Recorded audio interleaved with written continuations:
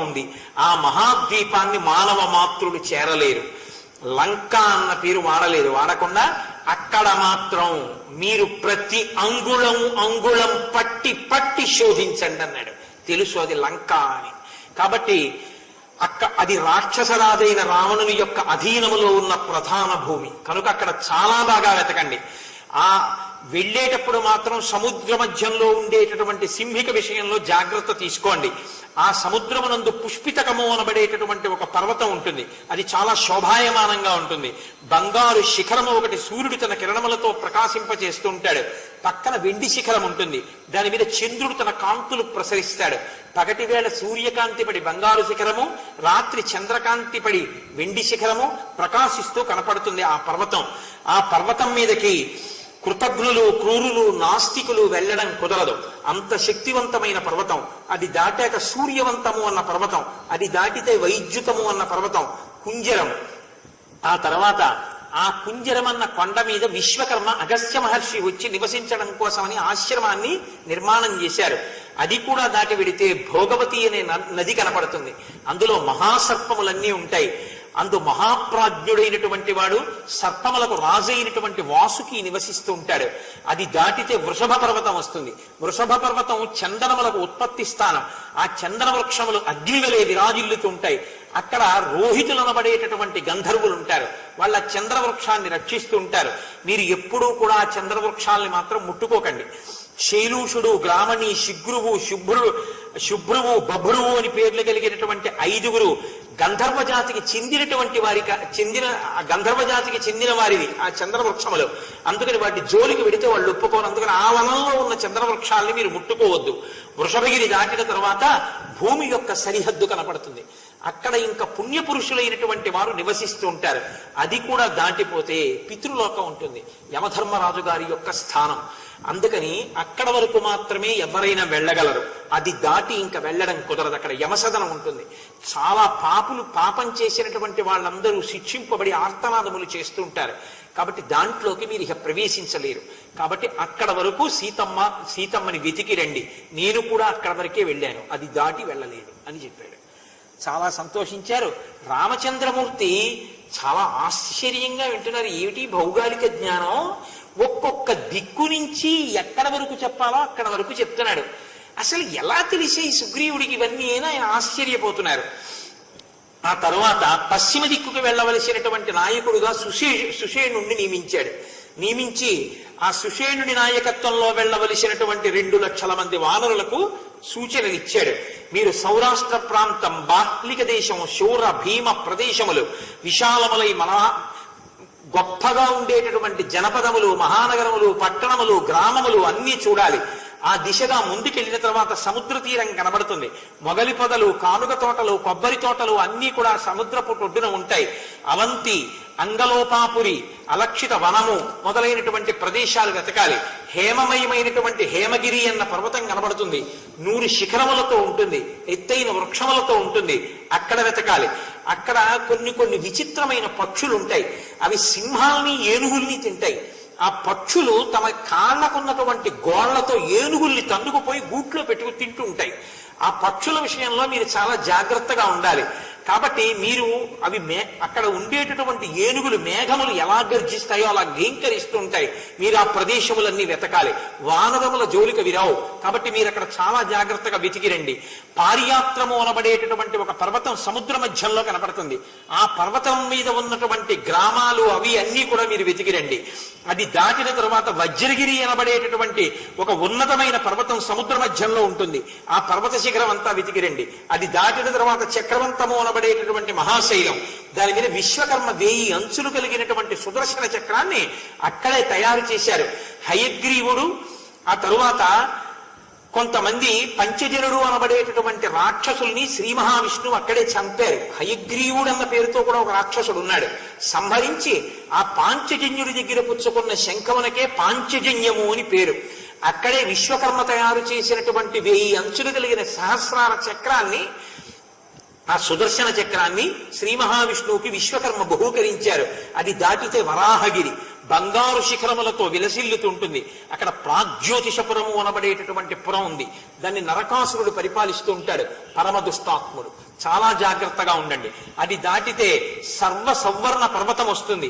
ఆ గుహలలో అనేకమైనటువంటి విశాలమైనటువంటి ప్రాంతములు, అందులో అనేక మంది ఉంటూ ఉంటారు. అక్కడ ఏనుగులు, వరాహములు అన్నీ ఘీంకరించి గర్జిస్తుంటాయి. మీరు ఆ ప్రాంతములన్నీ వెతకండి. మేఘవంతము అనేటటువంటి పర్వతం ఉంటుంది. ఆ గిరిపైన మహేంద్రుణ్ణి కూర్చోబెట్టి సురరాజుగా దేవతలు పట్టాభిషేకం చేశారు. పచ్చని గుర్రములు కలిగిన దేవేంద్రుడు అక్కడే పదవిని పొందాడు. మీరు ఆ ప్రాంతాన్ని కూడా వెతకండి. అది కూడా దాటితే మేఘవంతము అనబడేటటువంటి పర్వతాన్ని దాటి విడితే బంగారు కొండలు కొన్ని మీకు కనపడతాయి. ఆ బంగారు కొండల మధ్యలో మేరుగిరి మీకు దర్శనమిస్తుంది. ఆ మేరుగిరి దగ్గర విశ్వే దేవతలు, మరుద్గణములు, అష్టవసులు, ఇతర దేవతలు సాయం సమయంలో ఆ మేరు పర్వతం మీద నిలబడి ఆ దగ్గరికి వచ్చి అస్తమిస్తున్నటువంటి సూర్య భగవానుడిని ఉపాసన చేస్తూ ఉంటారు. మీరు ఆ అస్తాద్రిని చేరుకుని పశ్చిమ దిక్కున సూర్య భగవానుడికి నమస్కారం చెయ్యండి. అక్కడ విశ్వకర్మ నిర్మించినటువంటి ఒక గొప్ప భవనం ఉంది. అది అనేక మేడలతో, వరుసలతో, కాంతులతో విరాజిల్లుతూ ఉంటుంది. అక్కడే వరుణుడు అనబడేటటువంటి మహానుభావుడు, పాశహస్తుడు, పశ్చిమ దిక్కునికి అధిపతి అయినటువంటి వాడు ఉన్నాడు. ఇది రామాయణంలో ఎందుకు వినాలో తెలుసా అండి? తప్పకుండా దీని వలన ఒక గొప్ప ప్రయోజనం సమకూడుతుంది రామాయణంలో ఇది వింటే. ఎందుకంటే ఆశీర్వచనం చేశారనుకోండి, మహదాశీర్వచనం ఒక మాట చెప్తారు.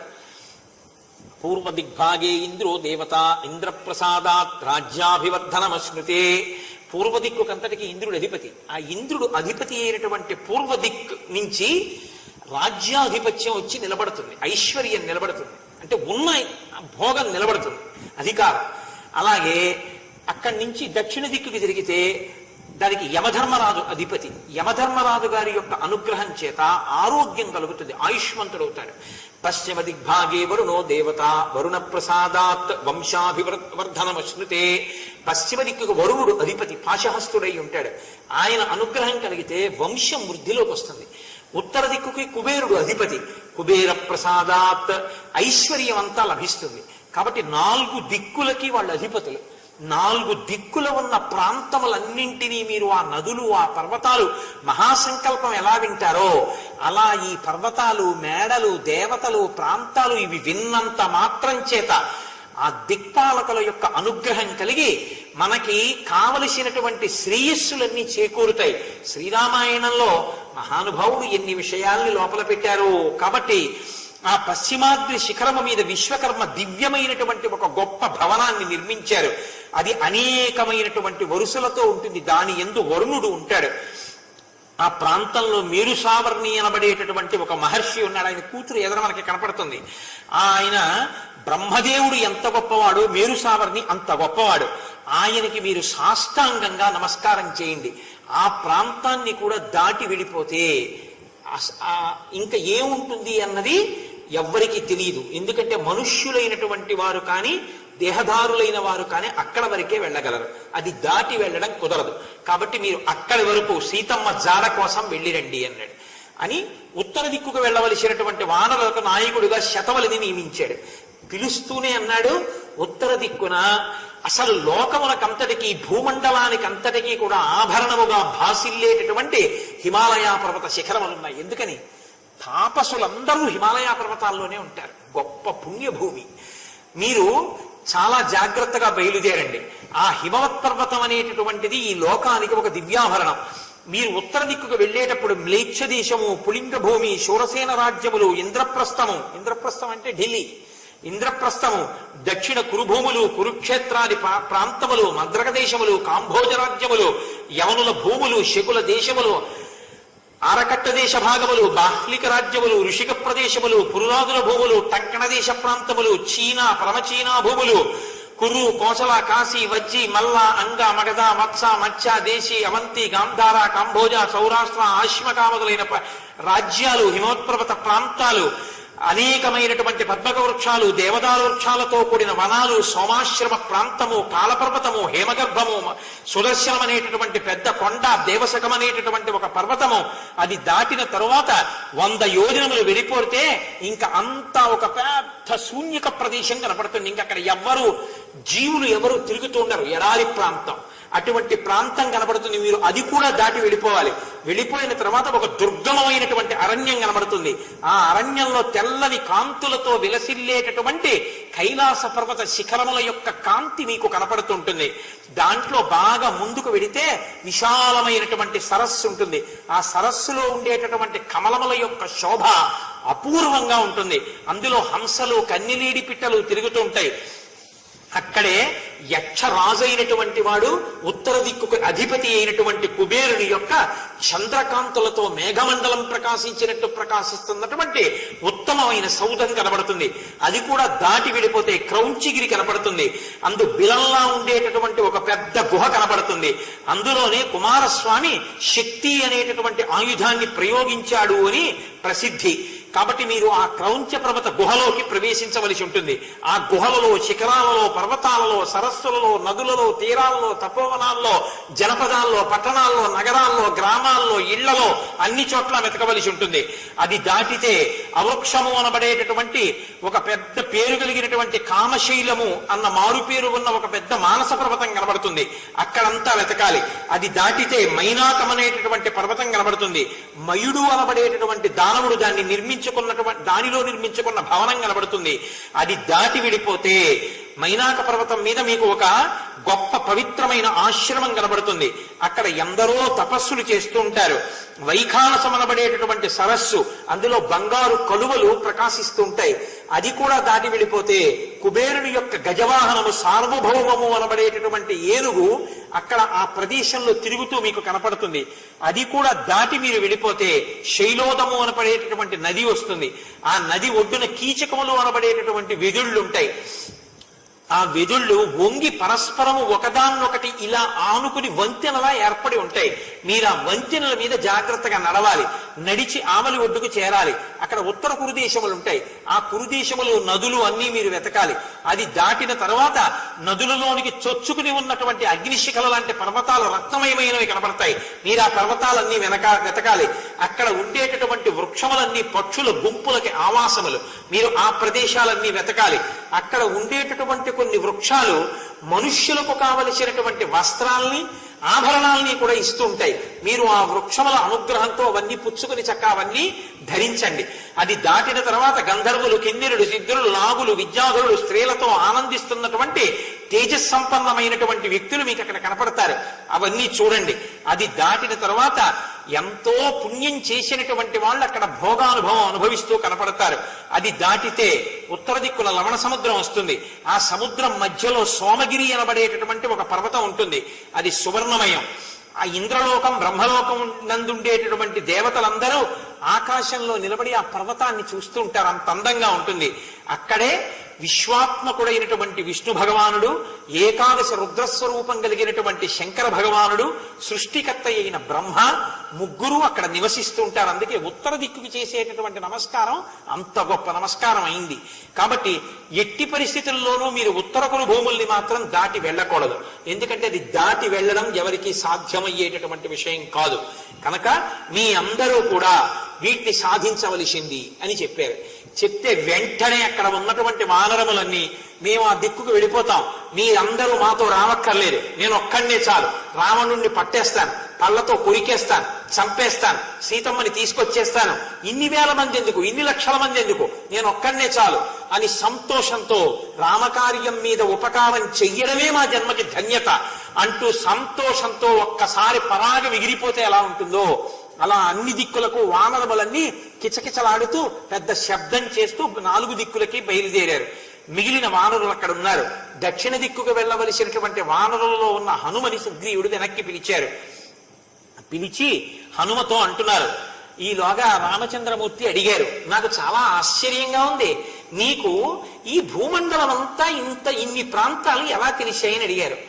గట్టిగా చెప్పకూడదు రామా, నన్ను వాలి చంపడం కోసమని వెంట తిరిగినప్పుడు 4 మంత్రులతో కలిసి భూమండలం అంతా పారిపోయాను, అప్పుడు చూశాను ఇవన్నీ. ఆయన ఎంత బలవంతుడో చూడండి పారిపోవడంలో కూడా. చిట్ట చివరికి హనుమ నాతో చెప్పారు, ఎంతకాలం ఇలా పరిగెడతావు, ఋష్యమూక పర్వతం మీదకైతే వాలి రాలేడు, అందుకని అక్కడ ఉండు అని చెప్పారు. అప్పటి నుంచి ఋష్యమూక పర్వతం మీద ఉంటున్నాను, అందుకని నాకు ఈ భూమండలం గురించి జ్ఞానం కలిగింది అని చెప్పారు. తర్వాత హనుమని పిలిచారు. విశేషేణ తు సుగ్రీవో హనుమత్యర్థముక్తవాన్ సహితస్మిన్ హరిశ్రేష్ఠే నిశ్చితార్థోర్ధ సాధకే. ఇన్ని కోట్ల వానరములను 4 దిక్కులకి పంపించినప్పటికీ అర్ధసాధకుడైన వాడు, సీతమ్మ జాడ కనిపెట్టగలిగిన వారు హనుమ ఒక్కరే అని సుగ్రీవుడి యొక్క నమ్మకం. నా భౌమౌ నాంతరిక్షేవా నాంబరే నామరాలయే నాప్సువా గతి సంగంతే పశ్యామి హరిపుంగవ. దేవలోకాలలో కాని, ఈ లోకాలలో కాని, గంధర్వలోకాలలో కాని నీకు తెలియని ప్రాంతం, నీకు తెలియని వాళ్ళు ఎవ్వరూ లేరు. కాబట్టి సాసురాహ సగంధర్వాహ సనాగ నరదేవతాః విదితాః సర్వలోకాస్తే ససాగర ధరాధరాః గతిర్వేగశ్చ తేజశ్చ లాఘవంచ మహాకపే పితుస్తే సదృశం వీర మరుతస్య మహౌజసః త్వయ్యేవ హనుమన్నస్తి బలం బుద్ధి పరక్రమః దేశకాలానువృత్తిశ్చ నయశ్చ నయపండితః. ఇది హనుమ యొక్క గొప్పతనం. అందుకే కిష్కింధకాండలో ఉన్నటువంటి హనుమ యొక్క వైభవాన్ని విన్నంత మాత్రం చేత హనుమ యొక్క అనుగ్రహం కలుగుతుంది.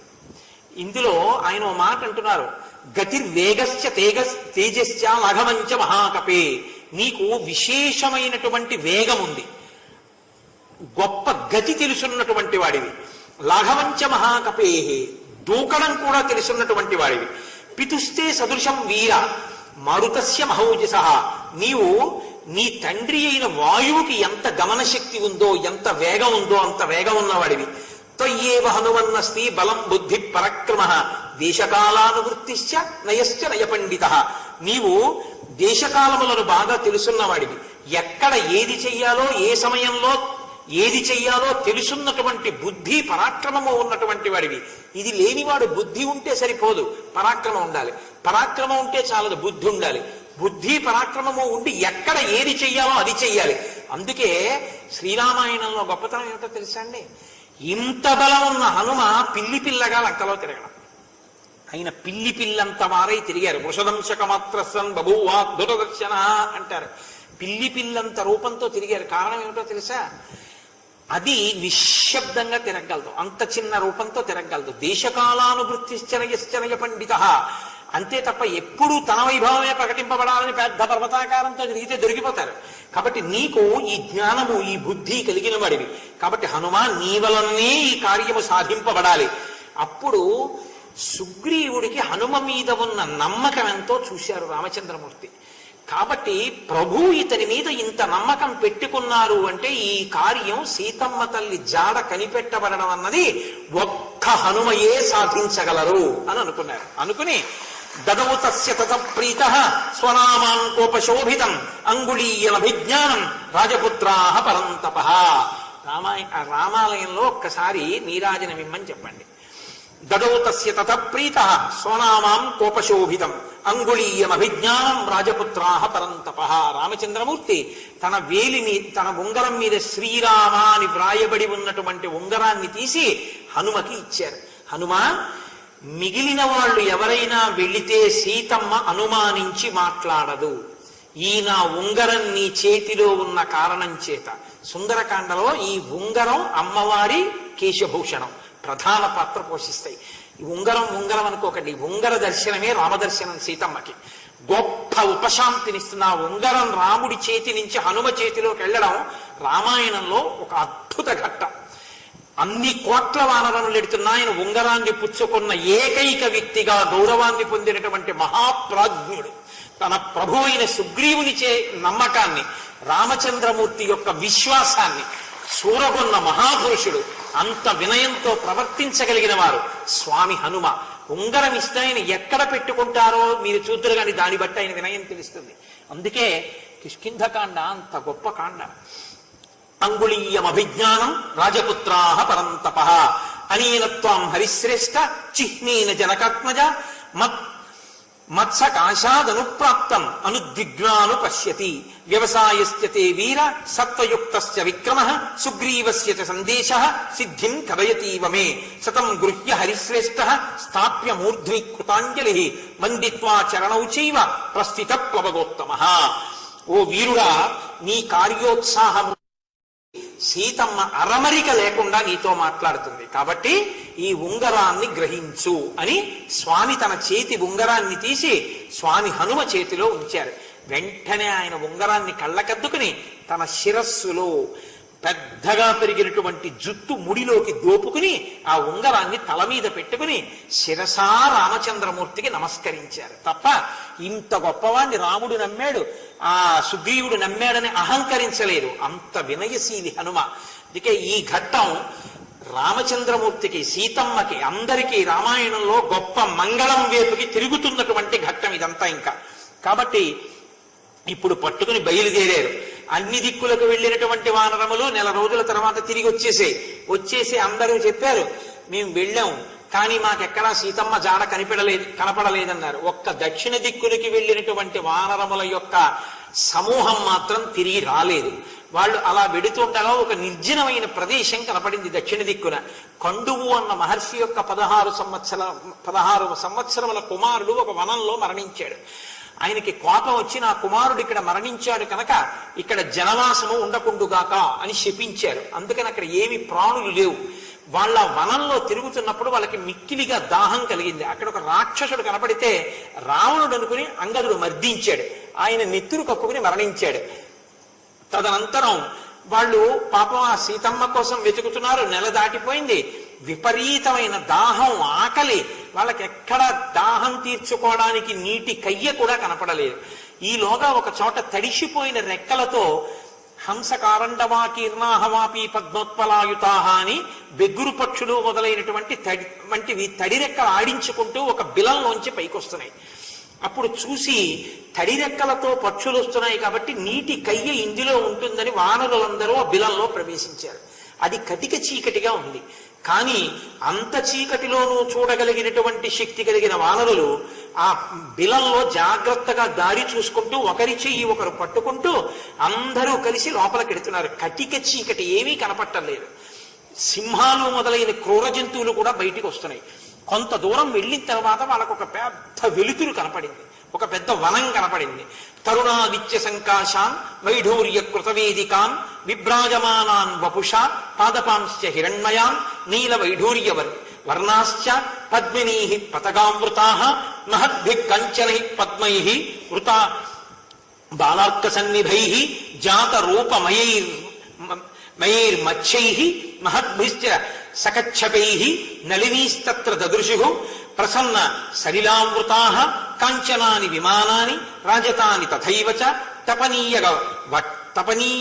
తపనీయగ వక్షాణి ముక్తజాలామృతాని చ హైమరాజిత భౌమాని వైడూర్యమణిమంతి చ దదృశస్తస్త్ర హరయో గృహముఖ్యాని సర్వశః పుష్పితాన్ ఫలినో వృక్షాన్ ప్రవాళమలిసన్నిభాన్ కాంచన భ్రమరాంశ్చైవ మధూని చ సమంతతః మణికాంచన విచిత్రాణి శయనాన్యాసనాని చ మహార్హాని చ యానాని దదృశిస్తే సమంతతః. వాళ్ళ వనంలో చూసేటప్పటికి ఒక గొప్ప సరోవరం, అందులో చేపలు, తాబేళ్లు, పెద్ద పెద్ద చెట్లు, పళ్ళు, వాటికి తేనె పట్లు, అక్కడే బంగారముతో అమర్చబడినటువంటి గొప్ప గొప్ప ఆసనములు, తల్పములు. ఎంత శోభాయమానంగా ఉందంటే వాళ్ళు ఆశ్చర్యపోయి నీళ్లు తాగుదామని వెళ్ళిన వాళ్ళు కూడా నీళ్లు తాగకుండా, తిందామని వెళ్ళిన వాళ్ళు తినకుండా ఆశ్చర్యచకితులై అసలు ఈ మాయాస్వరూపమైన వనం ఏమిటి, ఈ బిలం ఏమిటి అని అలా చూస్తూ ఉండిపోయారు. ఇంతలో వారికి తాన్ దృష్ట్వా భృశ సంత్రస్తాః చీరకృష్ణాజినాంబరాం తాపసీం నియతాహారాం జ్వలంతీ వివ తేజసా. చీరకృష్ణాజినాంబరం కట్టుకుని ఉన్నటువంటి ఒక తాపసి నిరుపు తీగ ఎలా ఉంటుందో, అగ్ని యొక్క శిఖ ఎలా ఉంటుందో అటువంటి తల్లి ఒక ఆవిడ దర్శనమైంది. వాళ్ళు అభివాదం చేసి ఆవిడ్ని, అమ్మ మేము ఆకలి తప్పులతో ఉన్నాం, మేము ఇలా మీరెవరు, ఎందుకు వచ్చారు అని అడిగింది. హనుమ ఎక్కడెక్కడ రామకథ ఎంత చెప్పాలో అంత చెప్తూ ఉంటారు. ఆ తల్లితో తాము ఏ కార్యం మీద బయలుదేరారో, దశరథ మహారాజు గారి పుత్రులైనటువంటి రామలక్ష్మణులు అరణ్యవాసానికి వచ్చి సీతమ్మ జాడ తెలియకుండా రాక్షసుడు అపహరిస్తే ఆ జాడ కనిపెట్టడం కోసం సుగ్రీవుడి పనుపున అన్ని దిక్కులకు పంపబడిన వానరులలో దక్షిణ దిక్కునికి అంగదుని నాయకత్వంలో వచ్చిన మేము సీతమ్మ తల్లి జాడ వెతుకుతూ ఆకలి దప్పులకు లోనైన వాళ్ళమై తడిరెక్కలతో కూడిన పక్షులు బిలంలోంచి పైకొస్తుంటే ఇక్కడ నీళ్లు దొరుకుతాయని లోపల ప్రవేశించామమ్మా, మాకు ఆకలిగా ఉంది తల్లి, బిలమేమి అని అడిగారు. అడిగితే ఆ తల్లి చెప్పింది అప్పుడు, మయోనామ మహాతేజ మాయావీ దానరసభ తేనేదం నిర్మితం సర్వం మాయా కాంచనం మనం పురాదానమ ముఖ్యానాం విశ్వకర్మ బభూవ ఏనేదం కాంచనం దివ్యం నిర్మితం భవనోత్తమం. ఆయన శతవర్ష సహస్రాణి తపస్వా మహామనే పితా మహాత్వరం లేభే సర్వం ఔషనసం ధనం దుహితా మేరుసావర్ణే అహం తస్యాహ స్వయం ప్రభా ఇదం రక్షామి భవనం హేమాయా వానరోత్తమ మమ ప్రియసఖీ హేమ నృత్తగీత విశారద తయా దత్తవరా చాస్మి రక్షామి భవనోత్తమం అని ఆ తల్లి ఆ బిలం యొక్క రహస్యాన్ని చెప్పింది. ఇక్కడ పూర్వం ఒక దానవరాజు అయినటువంటి మయుడు అనబడేటటువంటి ఆయన ఉండేవాడు. ఆయన బ్రహ్మగారి గురించి గొప్ప తపస్సు చేశాడు. బ్రహ్మగారు ప్రత్యక్షమై నీకేం కావాలి అని అడిగాడు. ఆయన నాకు గొప్ప శిల్పశాస్త్రం రావాలి అన్నాడు. ఆయన ఆ శిల్పశాస్త్రాన్ని శుక్రాచార్యుల వారి నుండి పొందాడు. పొంది ఆయన అప్పటి నుంచి దానవులకందరికీ భవనములను నిర్మాణము చేశాడు. అటువంటి మయుడు ఇంత గొప్ప భవన ప్రాంగణాన్ని ఇక్కడ నిర్మించాడు. నిర్మించి హేమ అనబడేటటువంటి ఒక అప్సరసతో ఆయన ఇక్కడ గడుపుతూ ఉండేవాడు. ఆయన ఆ అప్సరస యందు అనురక్తి కలిగి ఉండడాన్ని సహించినటువంటి ఇంద్రుడు ఆ మయుణ్ణి సంహరించాడు. ఆ మయుడు ఈ భవన ప్రాంగణాన్నంతటినీ హేమకిచ్చాడు. హేమ స్వర్గలోకానికి వెడుతూ దీనికి కాపుగా నన్నుంచింది. నా పేరు ఇక్కడ స్వయం ప్రభ అనబడేటటువంటి పేరు కలిగిన నేను ఈ గుహనంతటినీ కూడా ఈ ప్రాంగణాన్ని భవనాన్ని రక్షణ చేస్తూ ఉంటాను. నేను మేరుసావర్ణి యొక్క కుమార్తెని అని చెప్పి ఇమాన్యభ్యవహార్యాణి మూలాని చ ఫలాని చ భుక్త్వా పీత్వా చ పానీయం సర్వం మే వక్తుమర్హత. మీరు ఇక్కడ ఉన్నటువంటి ఈ కందమూలాల్ని తిని నీరు తాగండి అని ఆ వచ్చినటువంటి వానరములకు పెట్టింది. ఆయన ఆ వచ్చినటువంటి వాళ్ళందరూ ఆ పళ్ళు తిని కందమూలములను తిని నీళ్లు తాగి ఉపశాంతి పొందారు. అమ్మా మేము ఇప్పుడు బయటికి వెళ్ళిపోతామమ్మా, సీతాన్వేషణం చెయ్యాలి అన్నారు. అంటే ఆ తల్లి అంది, ఈ బిలంలోకి రావడమే కానీ మళ్ళీ వెళ్ళడం ఉండదు. ఇంకా మళ్ళీ వెళ్ళడం అంటే ప్రాణాలు పోవడమే, కాబట్టి వెళ్ళడం అంటూ ఉండదు, ఇక్కడ ఉండడమే. అమ్మా మేము సీతమ్మ తల్లి జాడాన్వేషించడానికి వచ్చిన వానరులం అమ్మా, రామకార్యం మీద వచ్చాం, తల్లి అనుగ్రహించు అన్నారు. రామకార్యం అంటే అలా ఉపకారం చేస్తారండి. రామకార్యంలో ఉపకారం చెయ్యనన్నవాడు మీకెవరు కనపడడం. కాబట్టి ఏవముక్త హనుమత తాపసీ వాక్యమబ్రవీత్ జీవతా దుష్కరం మన్యే ప్రవిష్టేన నివర్తితం తపసస్తు ప్రభావేన నియమోపార్జితేన చ సర్వనేవ బిలాదస్మాత్ ఉద్ధరిష్యామి వానరాన్. నేను అనేకమైన నియమములను పాటించి చేసినటువంటి తపస్సుని ఫలంగా పెట్టి ఇందులోకి వస్తే ఇంకా బయటికి వెళ్ళడం సాధ్యం కాదు. కాబట్టి మీరు రామకార్యం మీద సీతాన్వేషణానికి వచ్చిన వానరులు కాబట్టి మిమ్మల్ని నేను పైకి దింపేస్తాను అని మీ అందరూ కన్నులు మూసుకోండి అని. వాళ్ళందరూ కళ్ళు మూసుకున్నారు. మూసుకున్న తర్వాత తల్లి తన తపశ్శక్తితో వాళ్ళందరినీ బయటికి వెళ్ళిపోయేటట్టుగా చేసింది. ఇప్పుడు బయటికి వెళ్ళినటువంటి వానరాలు అన్నీ కలిసి కూర్చుని చూసాయి. వసంత ఋతువు వచ్చినటువంటి చిహ్నాలు వాళ్ళకి కనపడ్డాయి. కనపడితే నెల దాటిన తరువాత తిరిగి వస్తే చంపేస్తానన్నాడు. కాబట్టి ఇప్పుడు అంగదుడు అన్నాడు. అంగదుడు కొంచెం ఆవేశపూరితమైనటువంటి మనస్సు ఉన్నవాడు రామాయణంలో. కాబట్టి ఆయన అన్నాడు, వెనక్కి వెడితే ఎలాగో నా పినతండ్రి నన్ను చంపేస్తాడు, నా పినతండ్రికి నేనంటే ఇష్టం లేదు. ఒక్కొక్కరు చూడండి, చిన్న కష్టం వచ్చిందనుకోండి, ఇంకా వెంటనే ఆ కష్టాన్ని అడ్డుపెట్టి అవతల వాడిని క్యారెక్టర్ అసిసినేషన్ అంటారు. ఆయనలో ఉన్నవన్నీ చిలవలు పలవలు చేసేసి తప్పుల కింద చెప్పేస్తారు. అటువంటి అతిగా స్పందించేటటువంటి లక్షణం ఉన్నవాడు అంగదుడు. కాబట్టి నచాహం యవ్వరాజ్యేన సుగ్రీవేణాభిషేచిత నరేంద్రాణాభిషిక్తోస్మి రామేణా క్లిష్టకర్మణ. అసలు సుగ్రీవుడు నాకేం యవరాజ్య పట్టాభిషేకం చేయలేదు. రామచంద్రమూర్తి చెప్పారు నాకు యవరాజ్యం ఇమ్మని, అందుకునిచ్చాడు. మా పినతండ్రికి నేనంటే ఇష్టం లేదు, నేనన్నా నా తండ్రి అన్నా ఆయనకి ఇష్టం లేదు. అటువంటి వాడు నన్ను ఎప్పుడు చంపుదామా అని చూస్తున్నాడు. ఇప్పుడు ఇంకా నెల అయిపోయిన తర్వాత వెనక్కెడితే నన్ను బతకలిస్తాడా? ఎలాగో చంపేస్తాడు. నపూర్వం బద్ధవైరోమాం రాజా దృష్ట్వా వ్యతిక్రమం ఘాతయిష్యతి దండేన తీక్ష్ణేన కృత నిశ్చయ. కాబట్టి నన్ను ఎలాగో చంపేస్తాడు, కాబట్టి తిరిగి వెళ్ళడం ఎందుకు, వెళ్లకుండా ఇదిగో ఇక్కడ సముద్రం కనపడుతోంది కదా, ఈ సముద్రంలో పడిపోయి నేను ప్రాణాలు విడిచిపెట్టేస్తాను అన్నాడు. అందరం విడిచిపెట్టేద్దాం, నన్నేమిటి అందరినీ చంపేస్తాడుగా, ఎందుకు తిరిగి వెళ్ళడం, కాబట్టి వెళ్ళద్దే సుగ్రీవుడి దగ్గరికి అన్నాడు. తారుడన్న వానరుడు లేచి అన్నాడు, నిజమే అంగదుడు చెప్తున్నది, మనం వెనక్కి వెళ్లే కన్నా ఈ బిలంలోకి ఎవరూ ప్రవేశించలేరు, కాబట్టి మనం హాయిగా మళ్ళీ బిలంలోకి వెళ్ళిపోయి అక్కడ ఆ స్వయం ప్రభా బిలంలో చక్కగా అన్ని కందమూలాలు దొరుకుతున్నాయి, తేనె దొరుకుతుంది.